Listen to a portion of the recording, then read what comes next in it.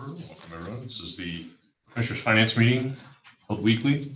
Today's December 14th, 2022, appointed hour 1:30. Arrived. So we'll get started. We open with an opportunity for public comment for anyone wishing to address. There's a Valerie Copen paper. We don't want to talk to her. So yes, Valerie. Valerie used to be our employee. I see she's ashamed to show her face around here. Yeah, I know she left. So, but Valerie, are you there? Are you ready to talk to us about New Cumberland? Hello. Hello. You guys hear me? We hear you fine. Okay, great. Nice to have you back. Thank you. It's nice to be back. Well, thank you first for the Cumberland County Recovery Grant. We really appreciate that. And we're hoping to get more money to be able to put towards that same project. So you guys can't see me, can you? Should you be able to see me? Because I can't see you guys now. Oh, okay, here.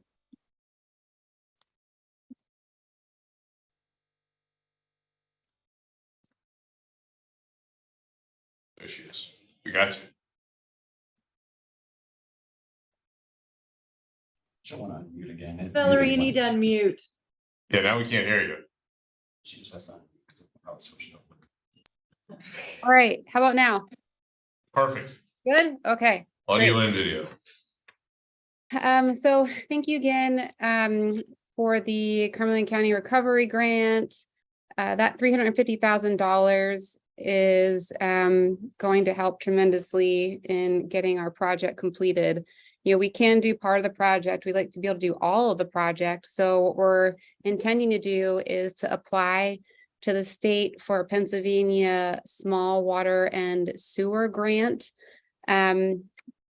So we are applying to replace almost 1 million feet of that 3rd Ave stormwater. That's from Bridge Street down to the Susquehanna River. Our total project cost is $652,359. And we're asking the state for 60%, which is $391,416.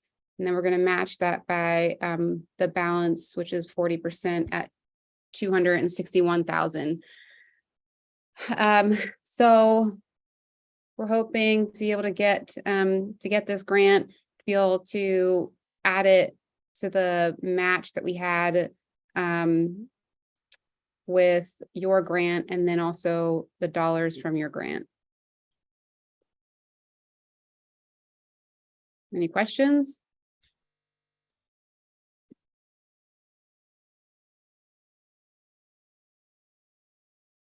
So the grant that we applied for through the Cumberland County Recovery Grant, just as a recap, that was to replace the storm sewer pipe from Bridge Street down to the river where it discharges. Also to make improvements to Riverside Park, which is to repave, concrete that entire area, add some safety features such as lighting,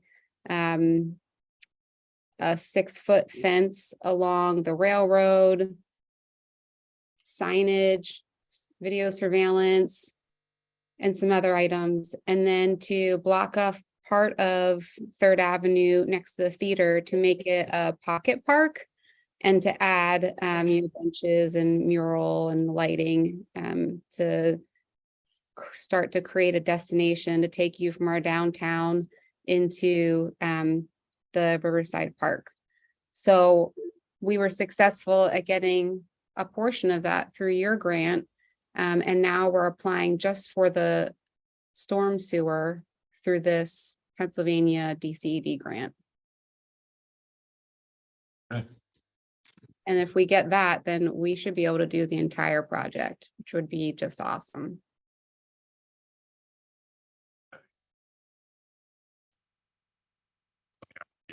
Just awesome. Huh? Okay. It's okay. Don't worry. Okay. Any other questions on the application letter of support? If not, I will entertain a motion. Make a motion to approve letter of support regarding to the request today to DCED COVID-19 ARPA small water and sewer grant application as presented by Valerie Copenhagen. I second. Okay, it's moved in second. If there's no further questions, all in favor indicate by saying aye. Aye. Aye. Okay, passes. Thank you. Oh, right, okay, thank you. Happy Valerie, good luck holidays. to you with that. Thank you. We're gonna back up a second here. I missed item 3, which is the approval of the minutes we have for our previous meeting of November 23rd. So I'll entertain a motion on that. I Just will- want to note, there's Go a ahead. Sorry, correction that needs on the second page, about 2/3 down. It's where I made a motion to approve for Kadick, a budget request of it should state $100,000. So the way it's written now, it could be misinterpreted. So I just asked that the minutes be approved with that correction. Okay, so that's a motion for the, with the amendment. Do we have a second? A second. Okay, so moved and seconded. Any further questions or notations regarding the minutes as presented?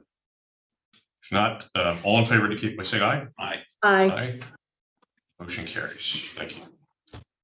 Okay, it moves us down the list. We have Mary Kuna, Executive Director for Housing and Redevelopment Authority here in Cumberland County, give us our quarterly update. So, all right.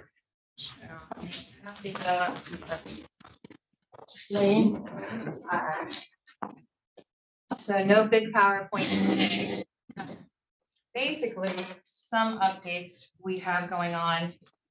We are working on a big streamlining project. So we have acquired a software called Neighborly, and our plan is to run every grant through that. So all of the programs from owner-occupied rehab, emergency rehab, applications for our facade grant program, we're going to run CDBG, home, you name it, it will all run directly through that program. It will make it easier on the back end, the front end, for someone to see where their application is and to make sure we have all the information, nothing gets lost in the shuffle.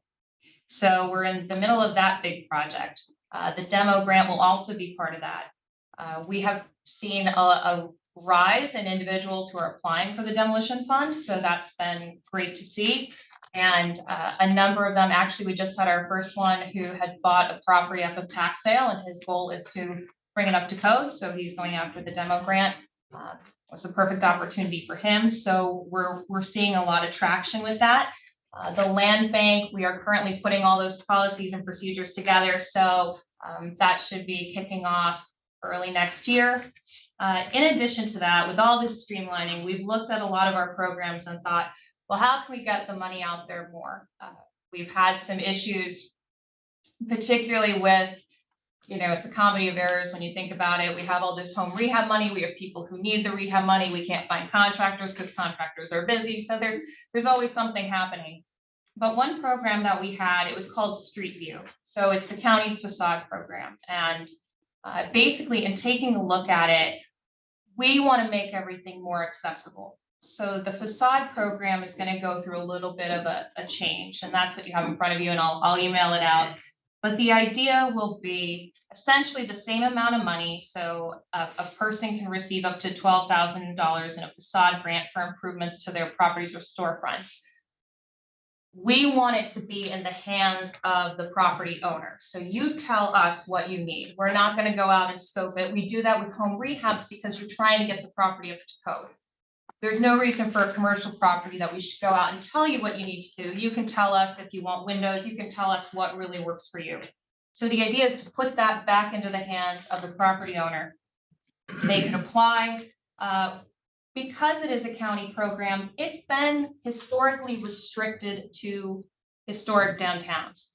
It is county money, so every municipality should have the opportunity. So one of the big changes is going to be one of these pages is to be completed by a municipal representative, and we'll let the municipality tell us what is it in your business corridor, is it in your historic district, or is it in your down, pick one. So some of our more rural counties can decide, you know, that small commercial corridor is my commercial corridor. So we're gonna put the sort of let them have the opportunity. So that's one of the bigger changes to the program. Hopefully it will open it up to a broader array of businesses and mixed use buildings throughout the county. So this way we can at least get some of the funding out there, but we really do want to make it a program where they're able to have access. So that is one big change right now. In other news, basically, when it comes to the housing market, we are making some traction. We've had a lot of new landlords start to accept the voucher program. We're still working through our lists and our pushes. However, we're seeing more and more landlords with interest. And we've recently had a significant amount of interest, which will be interesting when we open up the home program, from smaller investors and developers looking to do smaller 6-unit, 7-unit properties throughout the county. So there has been an increase in those individuals, and hopefully we'll be able to get them rolling. So that's an update from us. And like I said, this is the one big program change that we're going to be doing, and hopefully it will open it up to everyone in the county instead of just a few historic districts. Is there anything in particular you can attribute the rise in interest, because that's been a long time issue? Yeah, for the small developers. Yeah, the small something guys. driving that we can identify.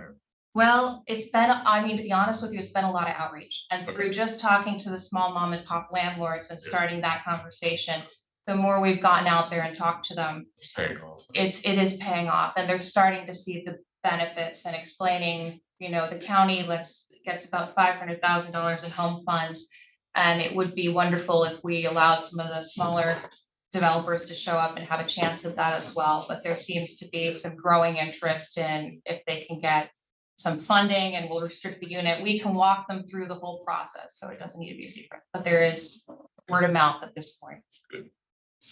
So one other question was the facade program. We hear a lot about that. I feel, it's just a feeling that we haven't seen as much utilization of that. Am I wrong on that? You are not wrong on that. That's part of I think the restriction of it was, the way it was originally designed was, you know, we're gonna do your whole building, so you have to borrow to finish the building, and we're only historic districts. So when you think you're kind of capped to 3 in the county. So the idea was, you know what, let's put it in your hands, and you know, as the business owner, tell us, or you as the mixed use property owner, tell us.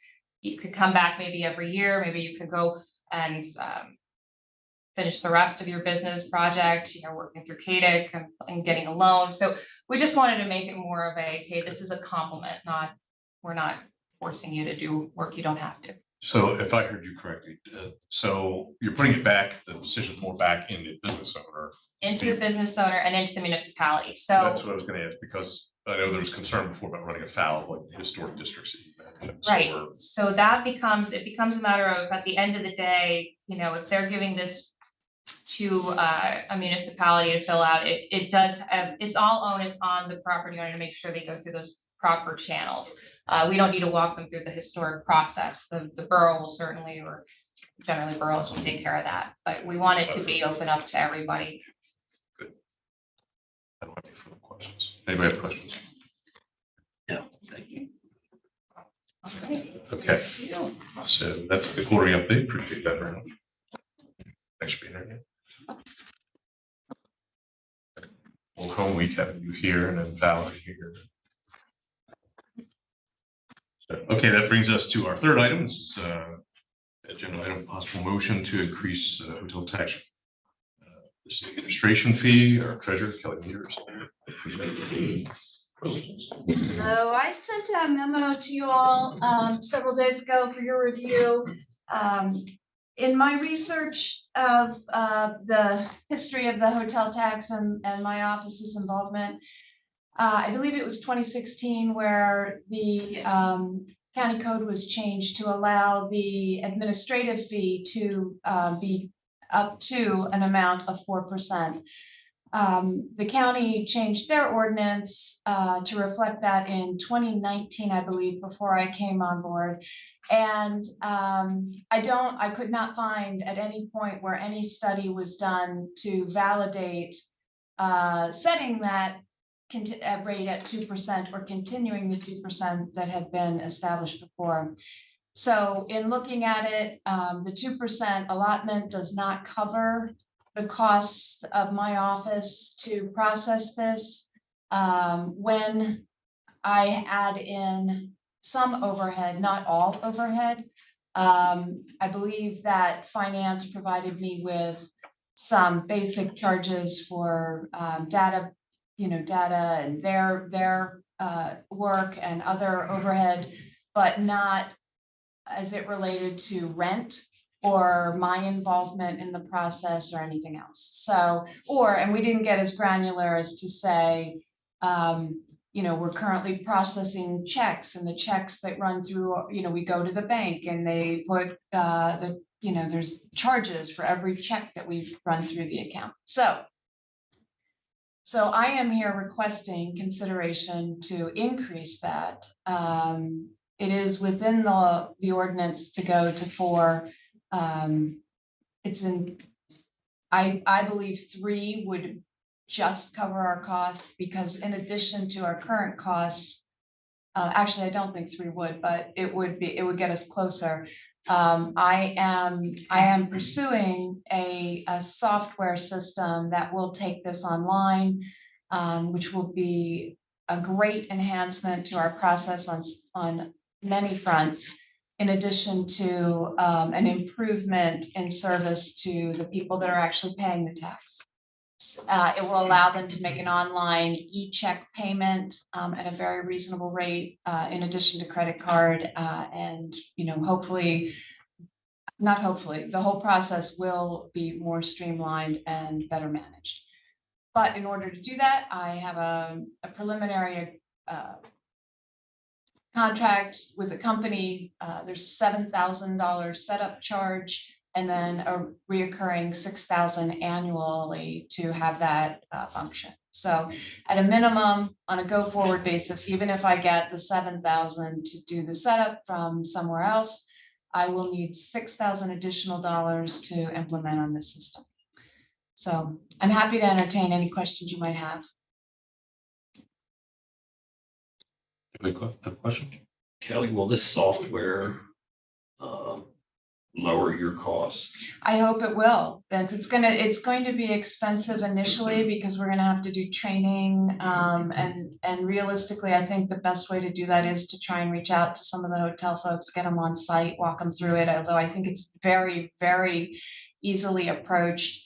I think there's going to be costs in excess of the $7,000. We should be able to streamline our costs to it. I know it will save time in my office, because you're able to do all your track delinquencies, for example, much better.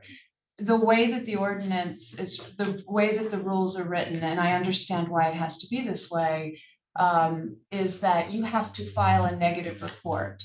So if you aren't remitting, if you have had no sales, you have to file a report saying you have no sales. And it makes sense to have that, because it's the only way you know if people are paying you or not.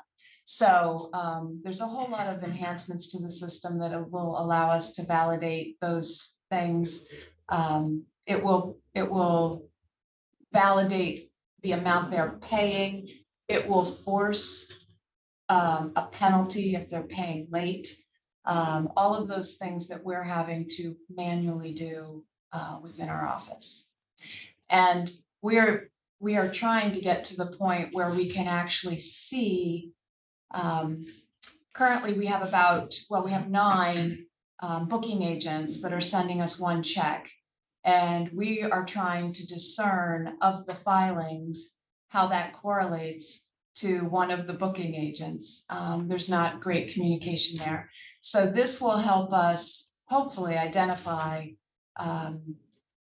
where, if we're getting close to, quite frankly, knowing about all of the short-term housing that's happening in the county. And over the course of this program, I think it was started in 2001. So we're in 20 years now. with the exception of COVID, I think since 2015 or 16, it's been a $2 million generator of revenue for the Tourism Bureau. And we've grown from 60 some, I believe in my memo, to 58 to 105 entities. And I know we're missing short-term rentals in that process. Okay, the ordinance, which is 2019-5, that was amended in December 2019, does, as you say, give the board of Commissioners raise your admin fee up to Correct. 4%. Are you, in addition to that, are you asking for funding for the software and startup? No, Okay. no. Because I think till this is all implemented, and currently, just based on, I think I may have given you where we were year to date, we are outpacing, we're going to end up hopefully this year at probably 2.350, 2.4 million. So those revenues would remain intact. I would not be asking for this change until 2023's revenues, which would ultimately hit KDIC's budget in March, based on the way that the taxes are collected and paid to them.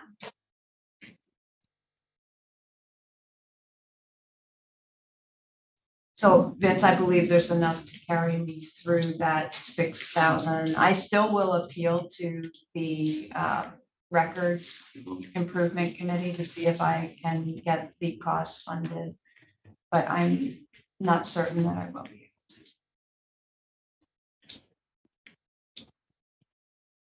for the startup, but the continuation of the $6,000 is going to be part of my budget.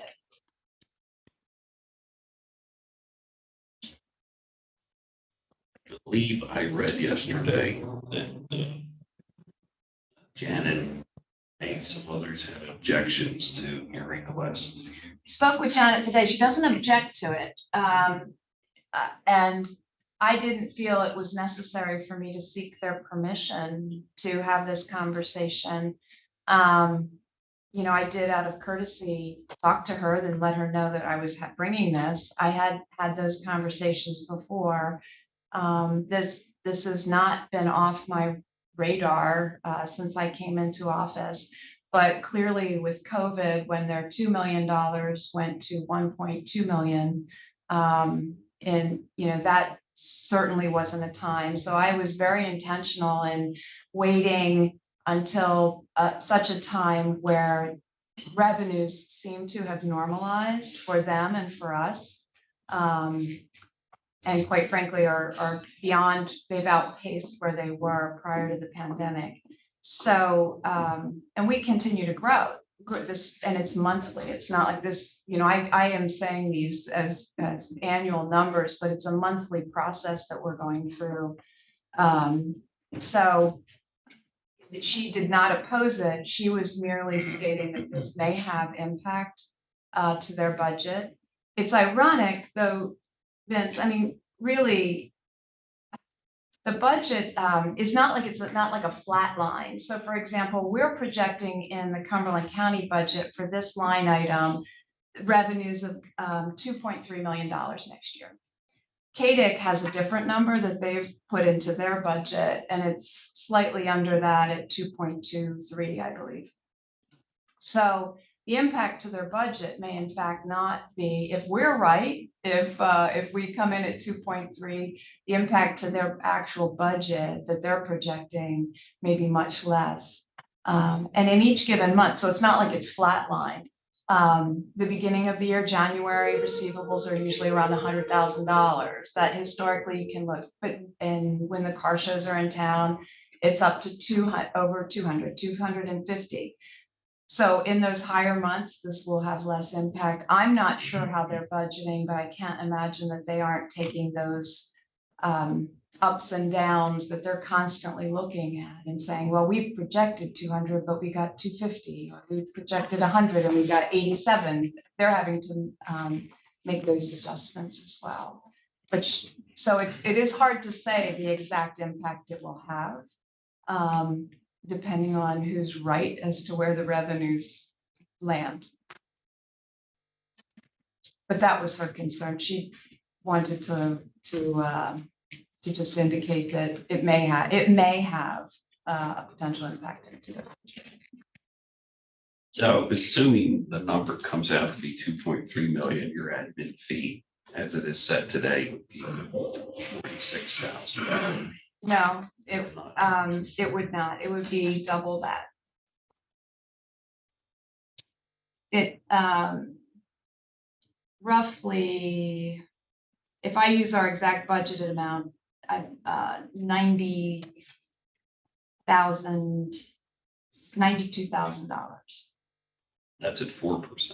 At 4%. No, I said at 2%. Oh, at 2%. I'm sorry, you're No, correct. sorry. I'm sorry. I thought you said 4%. Okay. Yeah.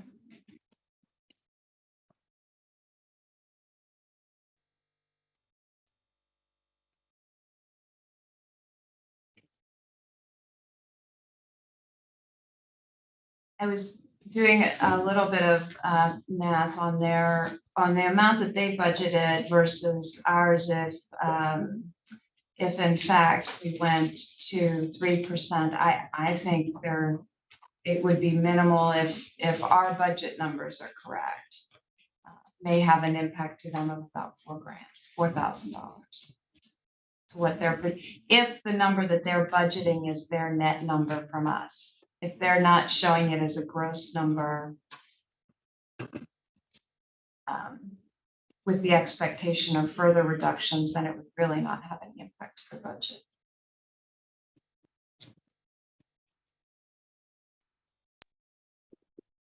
Kelly, would you say that one more time, please?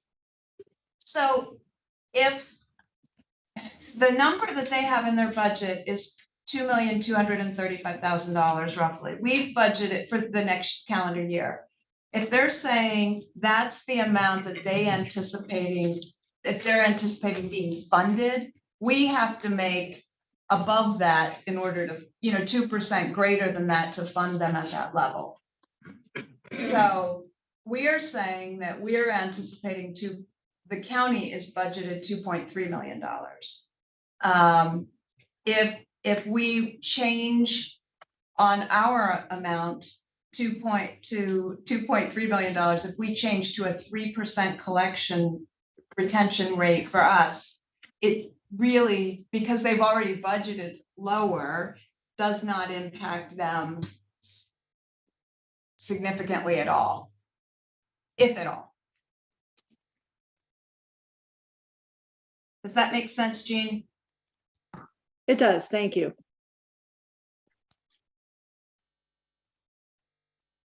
I just don't know if theirs is a net number to them, but if they're saying they're going to get 2.2, and if you take our budgeted number and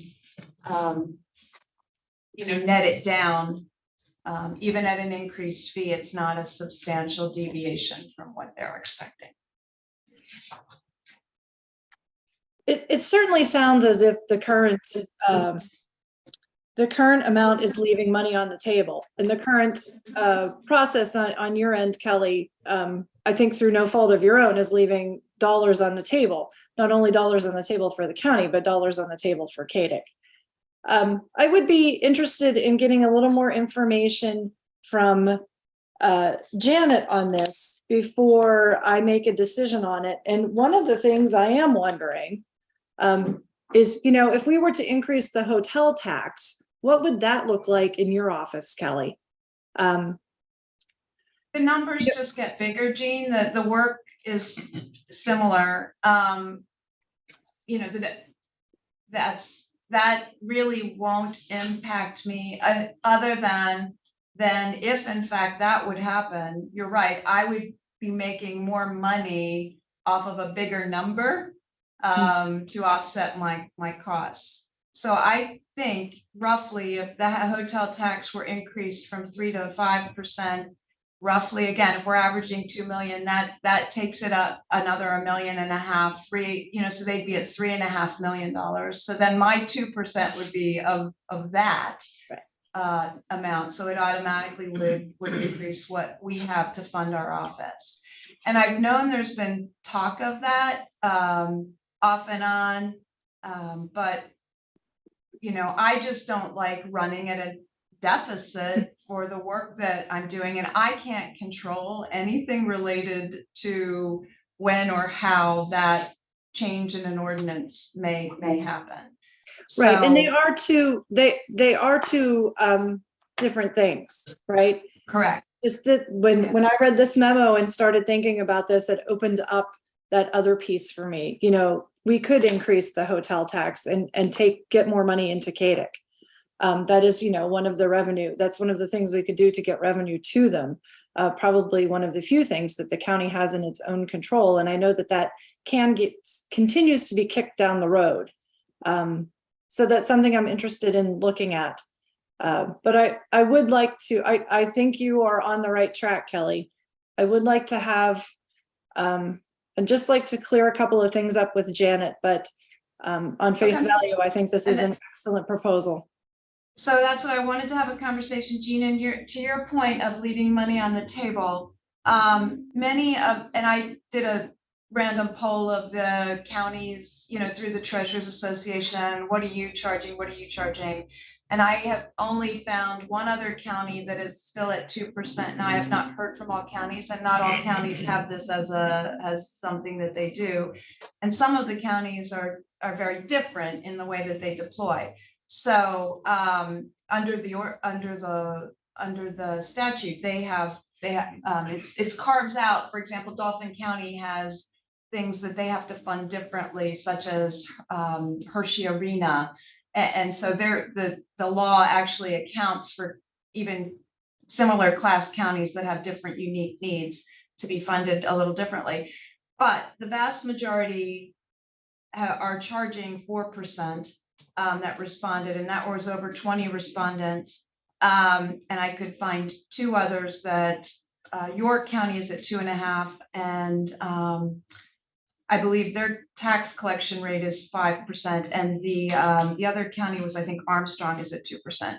So leaving money on the table, when this became available in 2016, if it had been changed, that cumulative effect, if we had been making 4%, it's about $235,000 that went to CADIC as not a bonus, but money that they were paid that under the change could have been retained. So from 16 to present. Stacy, if I'm correct, we have 2 more finance meetings prior to the end of the year. We do. Yeah, I think, first of all, I support your proposal, Kelly, but I'd like maybe Janet to be here or on Zoom at the next meeting so we can get clarification, or we can even get it beforehand. The questions you were asking about the net number versus the gross number. So that's what I would propose right now. And as they're the only beneficiary of the funding, I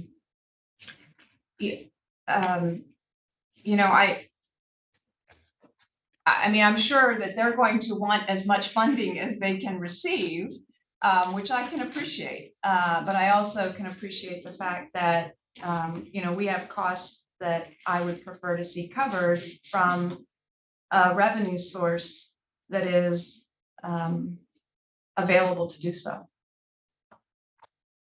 But I'm happy to come back in. I'm happy to come back in with Janet. My numbers are going to be what they are. But I can give you, if there's anything else that you would like to see, I'm happy to provide it. I think that, at least for me, you presented what I need to see. Just as a point of information, I did ask Janet to run those calculations on what those revenues would be on a non-adjusted basis. So we're going to get a revenue take comparing the 3%, 4%, 5%, maybe even something in between. So she's running those now, and then going to reverse. Gary, I'm sorry, are you talking about the hotel tax The at hotel 5%? tax rate, since we're talking about a potential increase in the hotel tax. Okay, not my rate, because this No. rate cannot go up to 5. Okay. Right, yeah, so that hotel tax rate is, I mean, they just got a big windfall of money, so, and Correct. they don't tend to, we have never tended with them to just grab as much money as possible. So it's always been geared very much to what their goals are and what programming they can effectively support. So right now they've gotten a big plus up. So I think the discussion that's going on now with the executive committee is that 24 or 25, they would probably bring a rate increase once they have worked off the dollars they receive now. So I asked Janet to run those numbers and to sort of reverse engineer what the numbers would be for the to meet your goal. And there may be some iterations of that you want to have input on or whatever. So I think having that conversation with her will be very helpful. I did want to, just for clarity, note that she did provide us with communication yesterday expressing support for the process improvements and such. So I think now she has the information she needs. She's certainly supportive of it as well.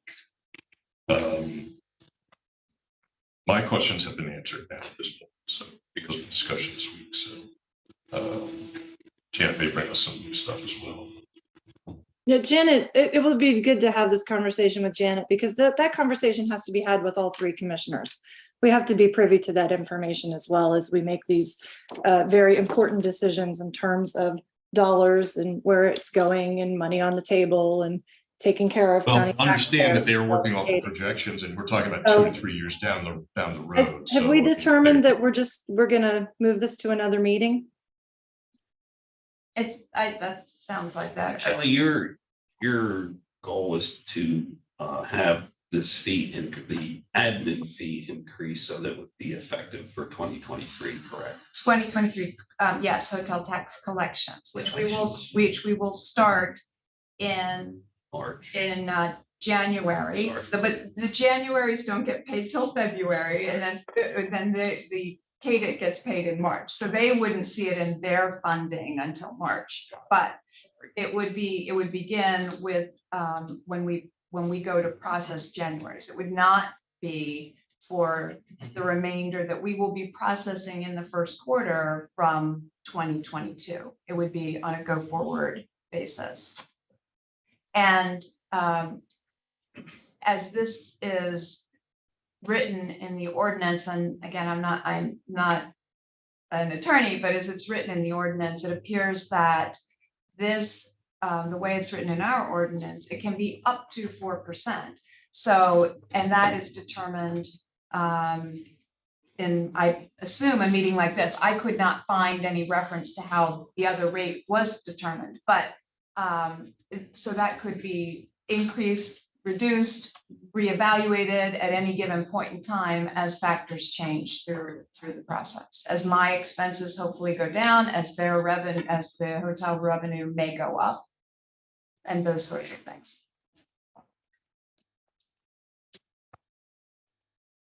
So did you want to have me get with Janet and see if she's available for the next finance meeting?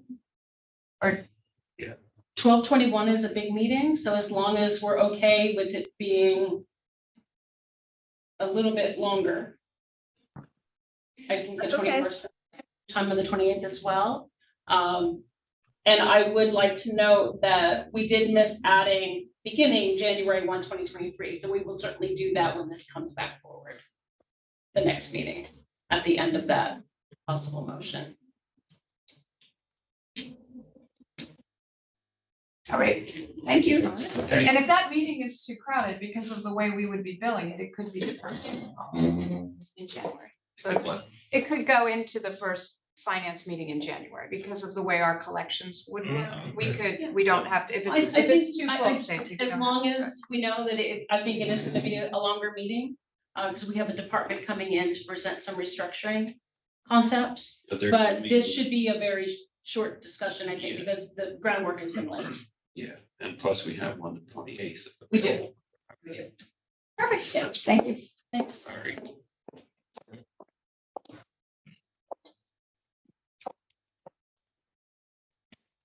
Yeah, that brings us to the next item. We have discussion and approval of liquid fuels finance contract. This is regarding Bishop Road Bridge, and Mr. Stoner is with us remotely, but Good afternoon, Commissioners.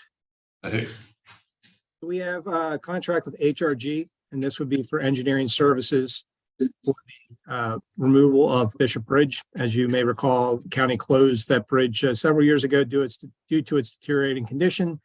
In the interim, we've been working with the township and adjacent property owners on the layout of turnarounds and whatnot. So we're ready now to move into engineering with HRG. Project to be funded through our capital bridge improvement program, and 50% of it also comes from York County.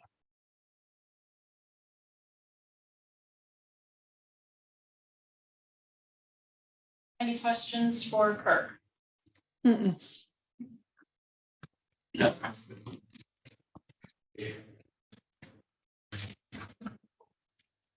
so we're looking at approval today. It looks like it's one for approval. If you want to move approval, that's fine. You Mhm. speed things up in government.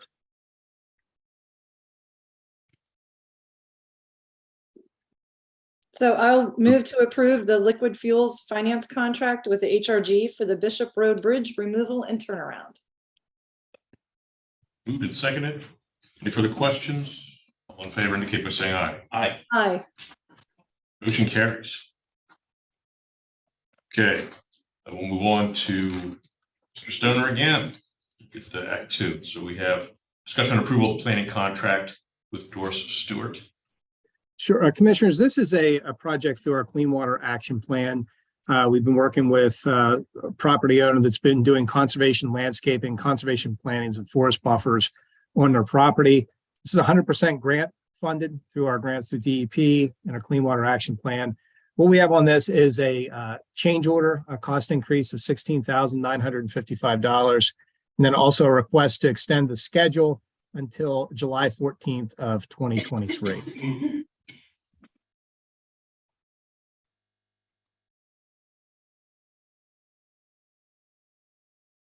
Questions on that? Pretty straightforward. We just take action. I'll make a Yes, this is- motion. I'm sorry, Kirk, go ahead. Well, no, yeah, just asking for action. Thank you. Okay, I make a motion that we approve the request from planning for contract with Doris Stewart as presented. I second. Okay, it's moved and seconded. There's no further questions. All in favor indicate by saying aye. Aye. Motion carries.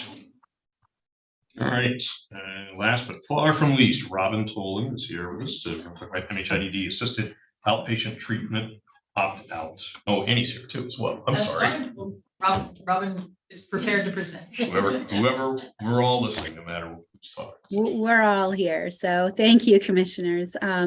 This is a conversation that we've had annually since 2019 regarding the Mental Health Procedures Act and the Assisted Outpatient Treatment Act 106 amendment that was enacted in 2019. So each year we have the opportunity to attempt to implement assisted outpatient or to opt out of that.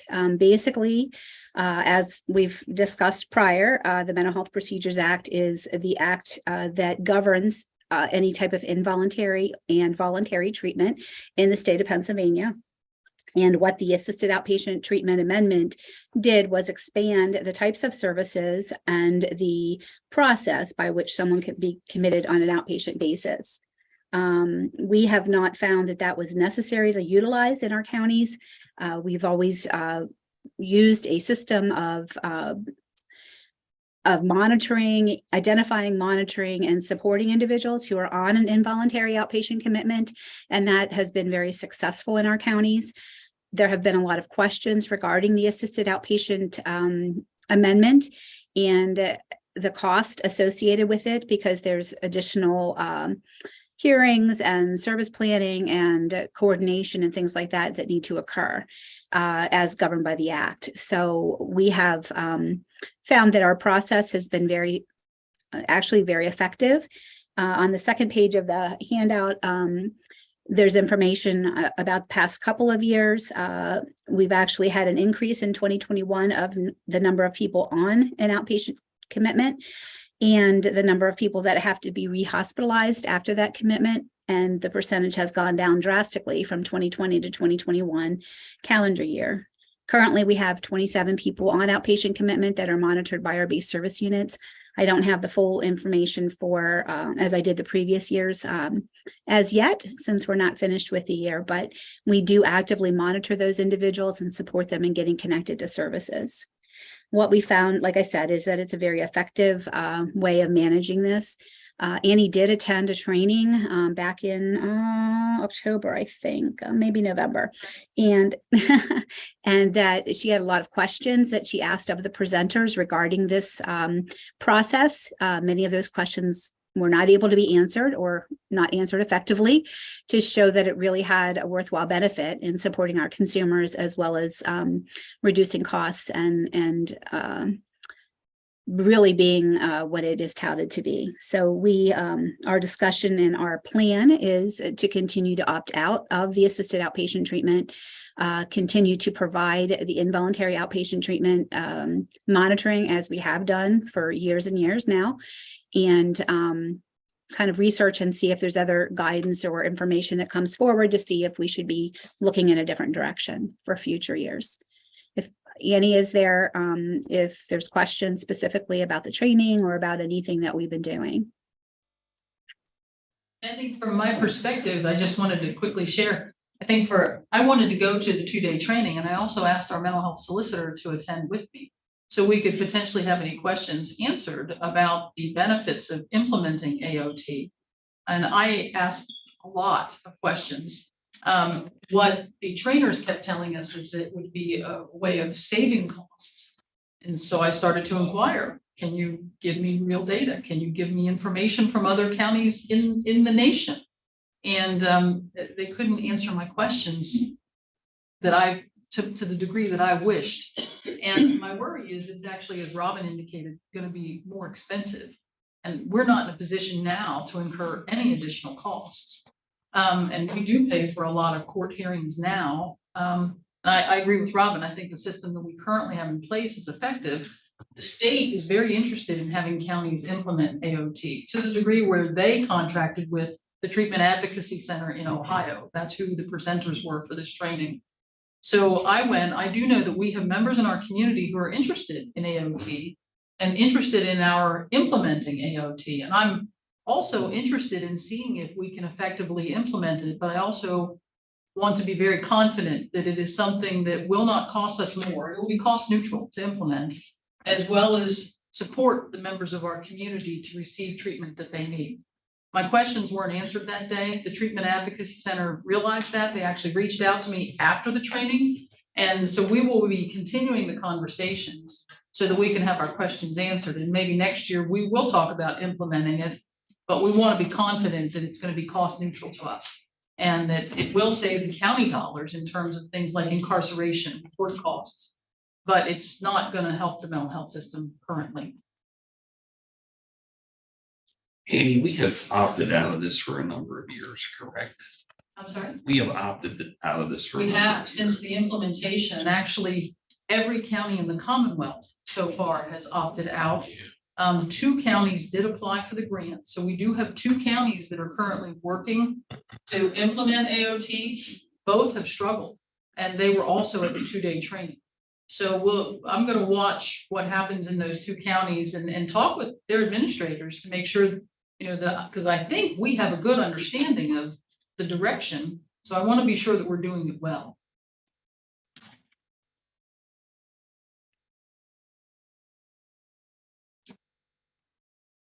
So really, there's no action on this. We can just do, but this is much more about us being fully transparent. And I really want our community to understand our concerns as well as why we're not doing it currently, why we're not choosing to implement currently.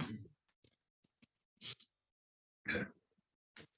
So there's no, even though it's an opt-out, which implies an action. You're saying there's no action. There's no action. I just Default. complete the paperwork and we, in the Oh. paperwork that needs to be completed, we tell the state who we've spoken with about this. And I always try to make sure that we're speaking with the boards of commissioners in a public meeting, as well as then we meet with, that we serve, make sure that they also understand. I'm sorry, you said Perry County's Yes, also, but not yet. Oh, not yet. we're first. Eh? All right. Any other questions on this? Since there's no action on it, I guess we'll roll that discussion to a close. Okay, No thank you. questions. So thank Thank you. you. Thank you both. So, okay, that concludes the specified items. That moves us into item 5, which is other business. So if there's additional topics that need to come before the finance meeting, now's the time. Otherwise, we'll be done.